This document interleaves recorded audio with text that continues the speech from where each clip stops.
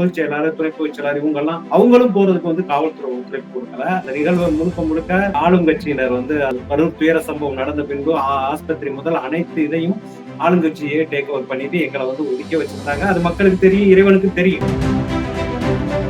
தலைவரே விசாரிக்கிறது மாதிரி நேரடியா ஒவ்வொரு இடத்துக்கும் போய் அவர் விசாரிச்சிருக்காரு. பேர் இப்ப டிவியில பாக்குறான், காலில் விழுந்துட்டாரு, கண்ணீர் விட்டாரு, அப்படின்னு மனிதத்தன்மை எங்க தலைவர்கிட்ட இருந்து எனக்கு ரொம்ப பிடிச்சிருக்கு. ஒரு 20 லட்சம் ரூபாய் ஆர்ஜிடிசியில போடுறவங்க 50,000 ரூபாய் கொடுத்தா கூட செக்கை கொடுத்துட்டு படோடோபம் காட்டுற இந்த விளம்பர உலகத்துல எங்க தலைவர் பயன்தான் நமக்கு முக்கியமே தவிர படடோபம் முக்கியம் கிடையாதுன்னு சொல்லிட்டு அவங்க அக்கௌண்ட்லயே போட்டது ஒரு அரசியல்லையே ஒரு வித்தியாசமான செயல். ஒரு போட்டோ கிளிக் கூட எடுக்கல. அப்படி இன்றைய ஆட்சியாளர்களுக்கு எங்க தலைவர் ஏதோ கற்றுக் கொடுக்குறாருன்னு தான் நான் நினைக்கிறேன்.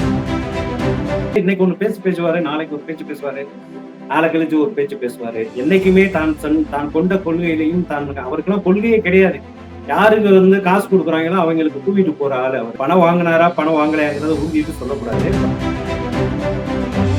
இங்க இனிமே கெட்டு போனதையும் செத்து போனதையும் சாப்பிடாது அப்படின்னு. ஆனா தான் அவரை நினைக்கிறோம். எங்களோட டார்கெட் திரு சீமான் அவர்கள் கிடையாது. தந்தை பெரியார் பேரறிஞர் அண்ணாவின் பெயரை பயன்படுத்தி ஒரு குடும்பமே கூட்டு கொள்ளை அடிக்கும் கரப்ஷன் கபடவரைகளான திமுக தான் எங்களோட அரசியல் எதிரி. நான் இப்ப இதெல்லாம் பேசிட்டேன்னா உடனே ஒரு சிலர் பெயிண்ட் டப்பா தூக்கிட்டு ஓடி எனக்கு ஒரு சாயம் பூசுவாங்க. எனக்கு எந்த சாயம் பூசினாலும் சரி, நான் என்னோட கொள்கை எதிரி பாரதிய ஜனதா, அரசியல் எதிரி திமுக.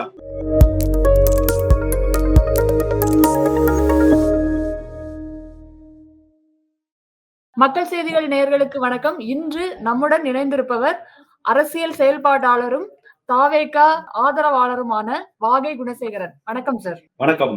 கரூர்ல நடந்த அந்த துயரமான சம்பவத்துக்கு பிறகு, ரொம்ப நாள் அமைதிக்கு பிறகு விஜய் சார் நேத்து அந்த குடும்பங்கள் எல்லாத்தையும் மகாபலிபுரத்துல சந்திச்சிருக்காங்க. இதுல நிறைய நேர்மறையான கருத்துக்களும் பார்க்க முடியுது, சில எதிர்மறையான கருத்துக்களையும் பார்க்க முடியுது. இதில் உங்கள் கருத்து என்ன சார்? தமிழக அரசியல் வரலாற்றிலே, இந்திய அரசியல் வரலாற்றிலே எந்த ஒரு அரசியல் கூட்டத்துக்கு இவ்வளவு பெரிய ஒரு உயிரிழப்பு ஏற்பட்டது இல்லை. இது நாங்க எங்க தமிழக வெற்றி கழகத்துல எங்க குடும்பத்துக்கு ஏற்பட்ட ஒரு துக்க நிகழ்வாக நாங்க கருதுறோம். அதனால நாங்க துக்கம் அனுசரிக்கிற விதமா இப்ப கிராமங்கள்ல எல்லாம் ஒரு ஆகம விதிப்படி, ஒரு மரபுப்படி என்னன்னா 30 நாள் முடிஞ்சா அப்படிம்பாங்க. ஒரு பிரசவம் நடந்தா கூட 30 சென்றுச்சா அப்படின்னு கேட்பாங்க. அதே மாதிரி ஒரு துக்கம் நடந்துச்சுனா கூட 30 சென்றுச்சா, 30 சென்றாத்த கோயிலுக்கு போகணும் அப்படி இப்படின்னு சில ஃபார்மாலிட்டிஸ் இருக்கு. அத சொந்த இல்லத்துல நடந்தா அப்படி நினைப்பாங்க. அதை எங்க பறிபோன அந்த திட்டமிட்ட சதியாலேயோ அல்லது அரசின் அலட்சியத்தினாலேயோ பறிபோன அந்த 41 உயிர்களையும் எங்களது சொந்த ரத்த உறவாக எங்களது தலைவர் பாவிக்கின்ற காரணத்தினாலே அதை நாங்க துக்கமாக ஏற்றுக்கொண்டு 30 நாள் நாங்க எந்த ஃபங்க்ஷனுமே நாங்க பண்ணல. ஐ மீன் பொலிட்டிக்கல் ஃபங்க்ஷன் எதுவுமே நாங்க பண்ணல. அதை துக்கம் அனுசரிக்கிற அந்த இறந்த ஜீவன்களுக்கு எங்களோட அஞ்சலி மாதிரியே அதை நாங்க இது பண்ணோம். இதுதான் என்னோட முதற்கட்ட பார்வை. அதன் அடுத்த கட்டமா எங்க தலைவர் அவங்கள நேரா இங்க சந்திக்கிறதுக்கு முயற்சி பண்ணாரு. அன்னைக்கே என்னை அன்னைக்கு அதாவது சம்பவம் நடந்த அன்னைக்கே தலைவர் கரூருக்கு தான் போறேன்றாங்க. ஆனா உளவுத்துறையும் காவல்துறையும் தான் நீங்க வர வேண்டாம், நீங்க உடனே திருச்சி கிளம்புங்க அப்படின்னாங்க. 2ஆம் கட்ட தலைவர்களாகிய பொதுச் செயலாளர், துணை பொதுச் செயலாளர் இவங்க எல்லாம் அவங்களும் போறதுக்கு காவல்துறை ஒத்துழைப்பு கொடுக்கல. இந்த நிகழ்வு முழுக்க முழுக்க ஆளுங்கட்சியினர் கரூர் துயர சம்பவம் நடந்த பின்பு ஆஸ்பத்திரி முதல் அனைத்து இதையும் ஆளுங்கட்சியே டேக் ஓவர் பண்ணிட்டு எங்களை ஒதுக்கி வச்சிருந்தாங்க. அது மக்களுக்கு தெரியும், இறைவனுக்கு தெரியும். அதன் பிறகு நாங்க நேர்ல சந்திச்சு எங்களுக்கு அவங்களுக்கு அஞ்சலி செலுத்தி, அவங்களுக்கு ஆறுதல் செலுத்தி, அவங்களுக்கு பணம் கொடுக்கணும்னு சொல்லிட்டு ஒரு மகாலு கேட்கிறோம். எங்கெங்கேயோ கேட்கிறோம். முதல் நாள் காலையில ஓகேன்னு சொல்லி அட்வான்ஸ் வாங்குறாங்க. சாயந்தரம் வேண்டாம்னு திருப்பி கொடுக்குறாங்க. என்னன்னு கேட்டா அழுத்தம் சார், எங்களுக்கு இதுக்கு மேல எதுவும் பேசாதீங்க அப்படிங்கிறாங்க. சோ வெளியில திருச்சியிலையும் கிடைக்கல, எங்கேயுமே கிடைக்கல. வேற வழியும் இல்ல. 30 பேருக்கு நம்ம ஒரு சொந்த வீட்டுல போய் கேட்டது மாதிரி விசாரிக்கணும் அப்படிங்கிற ஒரு எண்ணம் எங்க தலைவருக்கு இருக்கு.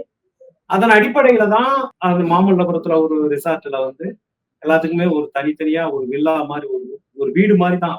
வீட்டுல போய் தலைவரே விசாரிக்கிறது மாதிரி நேரடியா ஒவ்வொரு இடத்துக்கும் போய் அவர் விசாரிச்சிருக்காரு. நிறைய பேர் இப்ப டிவியில பாக்குறான், காலில் விழுந்துட்டாரு, கண்ணீர் விட்டாரு, அழுதாரு அப்படின்ட்டாரு. என்ன இருந்தாலும் எனக்கு ஒரு மனிதத்தன்மை எங்க தலைவர்கிட்ட இருந்து எனக்கு ரொம்ப பிடிச்சிருக்கு. ஏன்னா இன்னைக்கு இந்த மாதிரி சம்பவங்களை ஒரு 20 லட்சம் ரூபாய் ஆர்ஜிடிசியில போடுறவங்க 50,000 ரூபாய் கொடுத்தா கூட செக்கை கொடுத்துட்டு படோடோபம் காட்டுற இந்த விளம்பர உலகத்துல எங்க தலைவர் வந்து பயன்தான் நமக்கு முக்கியமே தவிர படடோபம் முக்கியம் கிடையாதுன்னு சொல்லிட்டு அவங்க அக்கௌண்ட்லயே போட்டது வந்து ஒரு அரசியல்லையே ஒரு வித்தியாசமான செயல். இது இன்றைய ஆட்சியாளர்களுக்கு எங்க தலைவர் வந்து ஏதோ வந்து கற்றுக் கொடுக்குறாருன்னு தான் நான் நினைக்கிறேன். துக்கம் விசாரிச்ச பாங்குமே வந்து ரொம்ப நல்லா இருந்துச்சுங்கிற மாதிரி பாதிக்கப்பட்டவங்களே சொல்றாங்க. முதல்ல என்னை மன்னிச்சுக்கங்க அப்படின்னு சொன்னது, கண்ணீர் விட்டு அழுதது, மெயினா வந்து ஒரு வீடியோ கூட எடுக்கல, ஒரு போட்டோ கிளிப் கூட எடுக்கல அப்படிங்கிறதுலாம் இன்னைக்கு உள்ளான ஆட்சியாளர்கள் வந்து எங்க தலைவர்கிட்ட இருந்து பாடம் கத்துக்க வேணுங்கிறது மாதிரி தான் தோணுது. ஒரு ரொம்ப நெகிழ்வான சம்பவமா தான் இதை நான் நினைக்கிறேன். இதுதான் என்னோட பார்வை, தீர்க்கமானது. சார், துக்கம் விசாரிக்கிறதுக்கு நம்ம தான் அவங்கள தேடி போனோம். அவங்கள வர வச்சு இது என்ன துக்கம் அனுசரிப்பு விழாவா? அப்படிங்கிற மாரி நெறைய கேள்விகள் எழுதே சார். அவங்க கூட நிக்கல, கேட்டா அனுமதி தரல. அப்போ ஆளுங்கட்சிக்கு பயந்தே தான் இவர் இருந்துகிட்டே இருப்பாரா? அவங்கள எதிர்த்து ஒரு கட்சி கொண்டு வந்திருக்காரு. அப்போ அதெல்லாம் முறியடிச்சுட்டு இவர் அவங்க கூட தானே சார் நிக்கணும். அது எப்படி அவங்கள வர வைக்கலாம்? அப்படிங்கிற கேள்வி எழுதே சார். அப்படி இல்லை, நீங்க சட்டம் ஒழுங்கையும் கவனத்தில் கொள்ளணும். நாங்க முறையா வந்து எங்க தலைவர் வந்து டிஜிபி ஆஃபீஸுக்கு தகவல் கொடுக்குறாரு. நான் கரூர் சென்று பாதிக்கப்பட்ட மக்களை பார்க்க போறேன், எனக்கு பாதுகாப்பு கொடுங்கன்னு. அது வந்து அந்த டிஜிபி வந்து அவர் என்ன பண்றாருன்னா கரூர் எஸ்பிக்கு ஃபார்வர்ட் பண்றாரு. எஸ்பி அதை அப்படியே கிடப்புல போடுறாரு. எங்களுக்கு கிடைக்கல. அதுக்கு இடையில நாங்களும் கோர்ட்டை வந்து நாடுறோம். அங்கேயும் தீர்வு கிடைக்கல. 30 நாளுக்குள்ள துக்கம் கேட்கணுங்கிறது வந்து தமிழரோட மரபு. அதை வந்து நாங்க போய் ஒரு இடத்த ஒரு மகால கேட்டா அந்த மகால்ல பாதிப்பு இல்ல. துக்கம் தான் கேட்கணுமே தவிர எங்க கேட்கணும், எப்படி கேட்கணுங்கிறது வந்து இது இல்ல. நான் வந்து இன்னைக்கு வந்து ஒரு துக்கத்துல உங்க துக்கத்தை நான் அனுசரிக்கிறேன் அப்படின்னா அவங்க வந்து இசைவு தெரிவிக்கிறாங்க. சரி, தலைவர் வந்து இப்ப கரூர் வரலைனாலும் மாமல்லபுரத்துக்கு வர வந்து பாதிக்கப்பட்ட மக்கள் வந்து இசைவு தெரிவிக்கிறாங்க. அப்ப இசைவு தெரிவிக்கிற பட்சத்துல அது ஒண்ணும் தப்பு கிடையாது. இது வந்து திருவிழான்னு சொல்றவங்க, அதாவது சொல்றவங்க 1000 பேர் 1000 சொல்லிக்கிட்டு இருப்பாங்க. ஆனா தீர்வு என்னங்க கிடைக்க போகுது?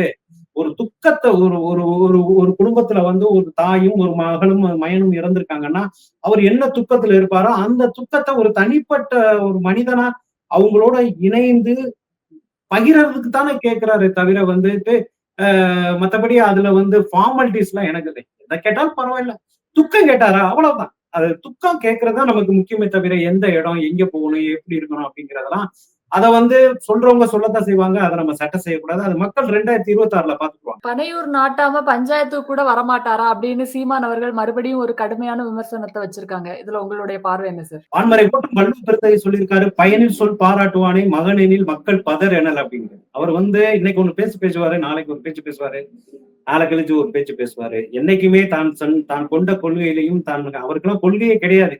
யாருக்கு வந்து காசு கொடுக்குறாங்களோ அவங்களுக்கு கூவிட்டு போற ஆளு அவரு. அவர் பேச்சை உண்மையை பேசினா அந்த கருத்துக்கு பதில் சொல்லுங்க. தாவேக்காக்கு எதிரா பேசினா திமுக கைக்கூலி, திமுகக்கு எதிரா பேசினா பாஜக கைக்கூலியா? எங்க பணம் வாங்கினேன்னு கேட்டிருக்காரு. ரொம்ப விமர்சனத்தோட கேட்டிருக்காரே சார். பணம் வாங்கினாரா பணம் வாங்கலையாங்கிறத உறுதிட்டு சொல்லக்கூடாது. பட் நாம் தமிழர் கட்சிங்கிறது வந்து என்னை பொறுத்த வரைக்கும் நான் தடம் மாறும் கட்சின்னு தான் நான் நினைக்கிறேன். ஏன்னா அவங்க வந்து நாவினால வந்து ஒருத்தவங்கள வந்து அந்த சொல்ற கண்டென்ட் எல்லாம் அந்த கொள்கையில வந்து கரெக்டா இருக்கிறது இல்ல. என் தம்பி தான் விஜய், என் தம்பி அரசியலுக்கு வரணும், அவ எத்தனை பேர் வரும்போது அவர் வந்தா என்ன அப்படிங்கிற சொன்ன வாயை ஒண்ணு ரோட்ல இந்த பக்கம் நிலை இந்த பக்கம் நிலை அடிபட்டு செத்து போகும்னு சொல்றது என்ன லாஜிக்? ஒரு கொள்கையில ஸ்டாண்டர்டா இருக்கணும். அவரோட கொள்கை என்னங்கிறது அவருக்கே தெரியலன்னு நினைக்கிறேன். அவர் கூட இருக்கிற சாட்டை திருமுருகன், இதை இடும்பாவனம் கார்த்தி இவங்களுக்காக தெரியுமான்னு தெரியல. என்னை பொறுத்த வரைக்கும் அவர் மனித பதர். நான் அவரை பத்தி ரொம்ப பேசவும் விரும்பல. ஏன்னா நாங்க வந்து எங்க தலைவர் வந்து பாறை பத்திலே சொல்லிட்டாரு, சிங்கம் வந்து இனிமே கெட்டு போனதையும் செத்து போனதையும் சாப்பிடாது அப்படின்னு. நாங்கெல்லாம் அப்படி ஒரு ஆளாதான் அவரை நினைக்கிறோம். எங்களோட டார்கெட் வந்து திரு சீமான் அவர்கள் கிடையாது. ஏன்னா எங்களுக்கு வந்து லஞ்சம் ஊழலால் திளைக்கிற வந்து தந்தை பெரியார் பேரறிஞர் அண்ணாவின் பெயரை பயன்படுத்தி ஒரு குடும்பமே கூட்டு கொள்ளை அடிக்கும் கரப்ஷன் கபடதாரிகளான திமுக தான் எங்களோட அரசியல் எதிரி. ஜாதி மதத்தால் பிளவுவாத துடிக்கும் பிளவுவாத சக்தியான பாஜக எங்களோட கொள்கை. 2 பேரையும் ஒழிக்கிறதுக்கு தான், அதாவது ஒழிக்கிறது மீன்ஸ் வந்து அரசியல் இருந்து ஒழிக்க, இவங்க 2 பேரையும் அரசியல் அதிகாரத்துல இருந்து அகற்றுறது தான் எங்களோட தலையாய இலக்கே தவிர இது போல வந்து முன்னுக்கு பின் முரணாக நேற்று ஒரு பேச்சு, இன்று ஒரு பேச்சு, நாளைக்கு ஒரு பேச்சு, அது மாதிரி பேசி தனது தோற்றால் பயிற்சி வென்றால் முயற்சி அப்படி இப்படின்னு ஏதோ வாய்ச்சவடால் வீரர்களை பத்தி எல்லாம் நாங்க வந்து தமிழ் தேசியம்ங்கிற ஒரு தீவிர கொள்கையை இன்னைக்கு இளைஞர்களுக்கு மத்தியில சேர்த்தாருன்னா அது சீமான் அண்ணனை தான் சேரும். அவர் வந்து தாவேக்காவை பார்த்து தான் கேட்டிருக்காரு. உங்களுக்கு என்ன கொள்கை இருக்கு? ஒரு பக்கம் தமிழ் தேசியம், இன்னொரு பக்கம் திராவிடம்னா என்ன கொள்கைன்னு அவரு தாவேக்காவினரை கேட்கிறாரு. நீங்க என்னன்னா அவர் கொள்கை இல்லாம பேசுறாருன்னு சொல்றீங்க. அவருக்கே கொள்கை இல்லைங்க. முன்னாடி பெரியார் தான் கொள்கையை வழிகாட்டியா எடுத்துக்கிட்டாரு. இப்ப பெரியார் திட்டுறாரு. அது வளர்ந்து வரும்போது படிச்சுட்டு வந்தேன் அப்படிதானே சொல்றாரு சார். நான் ஒண்ணும் இல்லைங்க. என்ன படிச்சிடறேங்க? என்ன எங்களுக்கு கொள்கை என்னன்னு தெரியுங்களா? தந்தை பெரியாரோட கொள்கை எங்களோட கொள்கை. கொள்கை என்னங்கிற கொள்கையை பத்தி நான் சொல்றேன். தந்தை பெரியார் வந்து கடவுள் மறுப்பு கொள்கை நீங்களாக கடவுள் மறுப்பு கொள்கையை தவிர பாக்கி எல்லாத்தையும் நாங்க வந்து ஏத்துக்கிறோம். தந்தை பெரியார் பெரியார் அவர்கள் முக்கியமா சொன்ன ஒரு கொள்கையே கடவுள் எதிர்ப்பு தான். கடவுள் எதிர்ப்புன்னு சொல்லல, கடவுள் மறுப்பதுன்னு சொன்னா புரியுதுங்களா? கடவுளை வந்து தந்தை பெரியார் என்னைக்குமே மறுக்கல, எதுக்கவும் செய்யல. அவர் ஏன் வைக்கம் கோயிலுக்குள்ள வந்து ஆதி தமிழ் குடிகளை கூட்டிட்டு போறாரு? கடவுளை வந்து ஏத்துக்கிட்டாரு அவரு. ஆனா கடவுள் வந்து ஜாதியால நீ பிரிச்சு வைக்காத அப்படின்னு தான் அவர் சொன்னாரு. சாதிய துவேஷத்தால நீ வந்து பெண்ணடிமையால நீ வந்து கடவுளை வந்து பிரிச்சு வைக்காத, கடவுளை அனைவருக்கும் பொதுவானவரை நீ ஏன் போகக்கூடாதுன்னு சொல்ற? நான் ஆதி தமிழ் குடிகளை நான் கூட்டிட்டு போறேன்னு சொல்லிட்டு அவருக்கு ஆலய நுழைவு கண்ட தீர்க்கதரிசி அவர் வந்து கடவுளை வந்து இல்லைன்னா எங்கேயுமே சொல்லல. தன்னோட மனைவி வந்து கடவுள் கும்பிட்டதா அவர் ஏத்துக்கிட்டாரு. அவர் கடவுள் இல்லைன்னா எங்கேயுமே சொல்லல. ஒரு ஆலயம் கட்டுற வரைக்கும் ஒரு மனிதன் தேவைப்படுறான். அது குடமுழுக்கு நடந்த பின்னாடி அவனை உள்ள நுழைய விடப்படான்னு சொன்னா அந்த கடவுள் என்ன கடவுள் அப்படின்னு தான் சொன்னாரு. அவர் கடவுள் இல்லைன்னா எங்கேயுமே சொல்லல. அடுத்து நீங்க அண்ணல் அம்பேத்கரோட கொள்கை என்னவோ, கடவுளை கும்பிடுகிறவன் காட்டு மிராண்டி, கடவுளை நம்புகிறவன் ஆலயத்துக்கு போறவர்னு சொல்லியிருக்காரு. அத வந்து கல்வெட்டா பதிச்சு ஸ்ரீரங்கம் கோயிலுக்கு முன்னாடியே வச்சிருக்காங்க. நீங்க என்னன்னா பெரியார் வந்து கடவுள் நம்பலன்னு அப்ப வைக்கம் கோயிலுக்கு ஏங்க போனாரு? வைக்கம் கோயிலுக்குள்ள ஏன் போனாரு? தமிழ்நாட்டு கோயிலுக்கு ஏன் சார் போகல? ஏன் வைக்கத்துக்கு போன? அன்னைக்கு மொழிவாரி மாநிலமே பிரிக்கலைங்க சார். தமிழ்நாட்டுல ராஜாஜி மொழிவாரி மாநிலம் பிரிச்சுட்டாங்களா? அவங்க எல்லாரும் ஆலய நுழைவு இதெல்லாம் செஞ்சாங்க. அப்ப இவர் எங்க போனாரு? பெரியார் வந்து எங்களோட கொள்கை வழிகாட்டி. கடவுள் மறுப்பு நீங்களாக இன்னைக்குள்ள மக்கள் வந்து ஆன்மீகத்துல ஒரு சிலர் நாட்டமா இருக்காங்க, ஒரு சிலர் திராவிடத்துல நாட்டமா இருக்காங்க, ஒரு சிலர் இஸ்லாத்துல நாட்டமா இருக்காங்க, ஒரு சிலர் கிறிஸ்டியானிட்டில இருக்காங்க. அவங்கவுங்க மத உரிமை அவங்க ஏன் அப்படி சொன்ன திமுக இருந்து வந்த திமுகவே ஒன்றை குலம் ஒருவனை தேவன் சொல்லிட்டு போயிட்டாங்களே. இன்னைக்குள்ள மக்களுக்கு வந்து எக்ஸாம் முடிஞ்ச உடனே ரிசல்ட் தர்றது மாதிரி நம்ம வந்து தீர்வு காட்டணுங்க. அவங்களுக்கு வந்து நம்ம வந்து தீர்வு தான் பண்ணணும், அரசியல் பண்ணக்கூடாது. இன்னைக்கு இருக்கிற ஆட்சியாளர்கள் எல்லாமே ஒவ்வொரு விஷயத்திலையும் நீட்டுல இருந்து எல்லாத்துலயுமே அரசியல் தான் பண்ணிட்டு தெரியுறாங்க. காவிரி பிரச்சனையா, முல்லை பெரியாரா, எதா இருந்தாலும் அரசியல் தான் பண்றாங்க. அதை தீர்த்து வைக்கணுங்கிற சொல்யூஷனே இல்ல. நாங்க வந்து தீர்வை நோக்கி போய்கிட்டு இருக்கோம். எங்க தலைவர் என்ன சும்மா வாயிலேயே பேசிக்கிட்டு சித்தாந்தம் பேசிக்கிட்டு அது பேசிக்கிட்டு இதெல்லாம் ஒண்ணும் இல்ல. கொள்கைங்கிறது எப்படின்னா நம்ம ஒரு சில நமக்கு முன்னோர்களை கொள்கை தலைவர்களா ஏத்துக்கிட்டு அவங்க பாதையை பயணிக்கிறதா கொள்கையவே பேசிக்கிட்டு இருந்தா இங்க தீர்வு கிடைக்காது. ஆட்சி நிர்வாகம் வந்து ஸ்திரத்தன்மையா இருக்கணும், அதுல வெளிப்படைத்தன்மை இருக்கணும், நேர்மை இருக்கணும். இன்னைக்கு வந்து ஒரு எக்ஸாம் எழுதுன உடனே ரிசல்ட் வர்றது மாதிரி இருக்கணுங்கிறதா எங்க தலைவரோட கொள்கையை, அவர் அடிப்படை அஜெண்டாவே அதான். வயிற்றுக்கு சோறு, வாழ்றதுக்கு வீடு, வருமானத்துக்கு வேலை, இதுதான் பண்ணணும். தஞ்சாவூர்ல நெல் எல்லாம் வந்து கொள்முதல் செஞ்ச இடங்கள்ல இது முளைச்சிருச்சு அந்த நெல் மணிகள். அத வந்து கவர்மெண்ட் வந்து கரெக்டா பண்ணணும். அதுதாங்க. அதை விட்டுட்டு தந்தை பெரியாரை வச்சு தர்க்கம் பண்றதுல என்னங்க கிடைக்குது? தந்தை பெரியார் வந்து இந்த மக்கள் சமூகத்துக்காக வாழ்ந்த ஒரு நல்ல மனிதர். அவர் வந்து ஒரு ரோல் மாடல். அவர் ஒரு எங்களோட கொள்கை தலைவர். அவர் சொன்ன அந்த கடவுள் மறுப்பு, கடவுள் எதிர்ப்புலாம் அவர் சொல்லலாம். கடவுளை ஏன் இல்லைன்னு சொன்னார்னா, நீ வந்து மனித படைப்புல வந்து நீ ஏன் வந்து உயர்வு தாழ்வு ஏற்றம் சூத்திரம் பஞ்சமா அவன் சொல்லிட்டு நீ ஏன் உருவாக்குற? அப்படிப்பட்ட கடவுளே இல்ல அப்படிங்கிறத அவர் சொன்னாரு. ஆனா அவர் வீட்டுல மனைவி முதற்கொண்டும் தெய்வ வழிபாட்டை அவர் ஏத்துக்கிட்டவர். நெல் வந்து முளைப்பு அதெல்லாம் எதிர்கட்சி தலைவர் எடப்பாடி அவர்கள்ல இருந்து சீமான் அவர்களாக இருக்கட்டும், மக்களுக்கு ஒரு பிரச்சனை களத்துல அவங்க கூட நிக்கிறாங்க. இவர் உள்ள இருந்து லெட்டர் பேட்ல தான் எழுதிட்டே இருக்கிறாரு. அவர் எப்படி மக்களுக்கான தலைவர்னு சொல்றாங்கன்னு கேக்குறாங்களே. என்ன சாதிச்சுட்டாரு சீமான்? என்ன சாதிக்கலன்னு நினைக்கிறீங்க? சீமானு எடப்பாடி நின்றாங்கல்ல, என்ன தீர்வு கண்டாங்க? சார் எதிர்கட்சியா மக்களோட நிக்கிறாங்களா? இவர் ஏன் மக்களோட நிக்கல? எப்ப கேட்டாலும் வீட்டுல தானே இருக்கிறாரு. மக்களோட நின்றதுனால தீர்வு கிடைச்சிச்சா? அந்த நெல்மணிகளுக்கு செட்டு போட்டாங்களா? விவசாயத்துறை அமைச்சர், வேளாண் துறை அமைச்சர் எம்.ஆர்.கே. பன்னீர்செல்வம், அதே மாதிரி உணவுத்துறை அமைச்சர் சக்கரபாணின்னு நினைக்கிறேன், 2 பேருமே வந்து தீர்வு கண்டாங்களா? அது நனைய விடாத அளவுக்கு டக்குன்னு அவசர காலத்துல ஒரு ஷெட்டு போட்டு அவங்க களத்துல போய் நின்று தீர்வு காணல, இவர் லெட்டர் பேட்ல எழுதி தீர்வு காண்பாரா? எங்க களத்துல போய் கேட்டதும் ஒரே வேல்யூஷன் தான், லெட்டர் பேடு மூலமா சொல்றதும். ஏன் அப்ப அந்த தமிழக முதல்வர் எதுக்கு டெல்லிக்கு வந்து இது லெட்டர் எழுதுறாரு மோடிக்கு, ஒன்றிய பிரதமருக்கு? நம்ம திமுகவுக்கு மாற்றாதான் ஒருத்தங்க வேணும்னு கேக்குறோம். நீங்க எல்லா இடத்துலயும் திமுக ஆட்சி அதிகாரம் யார்கிட்ட இருக்கோ அவங்கள்ட்ட தான் தீர்வு காணக்கூடிய சக்தி இந்திரம் இருக்கு. பாக்கி எல்லார்ட்டையுமே அவங்கள கவனப்படுத்துற ஆயுதம் தான் இருக்கு. அதுல ஒரு ஆயுதத்தை வந்து சீமான் அவர்கள் வந்து நேரடியா போயிருக்கலாம். எடப்பாடி அவர்கள் நேரடியா போயிருக்கலாம், எங்க தலைவர் மடல் மூலமாக கடிதம் மூலமாக வந்து சொல்லியிருக்கலாம். ஆனா எல்லாத்தையுமே இந்த அரசு உற்று நோக்கத்தான் செய்யும். இந்த எல்லாத்தையுமே அரசு வந்து செவிமடுக்கத்தான் செய்யணும். அப்படி செவிமடுக்கலைன்னா அந்த கையாளாகாத அரசை 2026 தூக்கி விட்டெறிந்து விட்டு ஒரு தீர்க்கமான தெளிவான சிந்தனையோட ஒரு வல்லமையுள்ள வலிமையான ஆட்சியை வந்து தமிழக மக்கள் 2026 அமர்த்துவார். சொன்னீங்க ரொம்ப ஸ்ட்ராங்கா கொள்கை எதிரி வந்து பிஜேபி தான் அப்படின்னு.